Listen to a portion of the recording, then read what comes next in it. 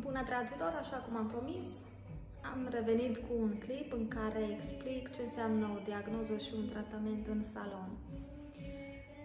Diagnoza o facem cu o microcameră care mărește de 300 de ori și vedem ce este la nivelul scalpului. Pe urmă, întrebăm clientul, încercăm să aflăm istoricul clientului în legătură cu părul și cu scalpul lui.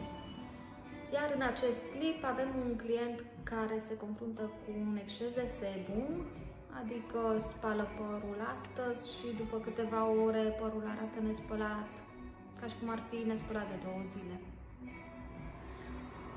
Primul pas pentru a face tratamentul este un peeling care curăță stratul cornos de la suprafața scalpului. Astfel pregătește scalpul de ulterioarele tratamente. Iar peelingul îl facem cu acest produs. Durează 15 minute, după care limpezim și spălăm cu șamponul tratament. Cum am mai zis, clientul nostru se confruntă cu un exces de sebum, așa că am folosit un șampon care reechilibrează excesul de sebum, Rebalancing de la Davines. Iar rezultatele se văd chiar după câteva aplicări de șampon. Chiar și după tratament se văd primele rezultate, părul nu mai are aceeași textură uleioasă.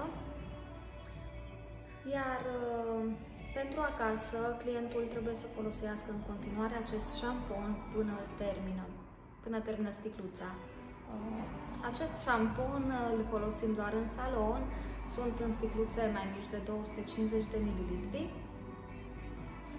și clientul trebuie să folosească doar el acel șampon până îl termină, după care revine cu un șampon neutru pentru că el a rezolvat această problemă. Folosește în continuare un șampon neutru pentru păr normal sau de hidratare. Vă invit să urmăriți clipul pe care l-am postat, să vedeți pașii unui diagnostic și a unui tratament făcut în salon. Să aveți o zi frumoasă!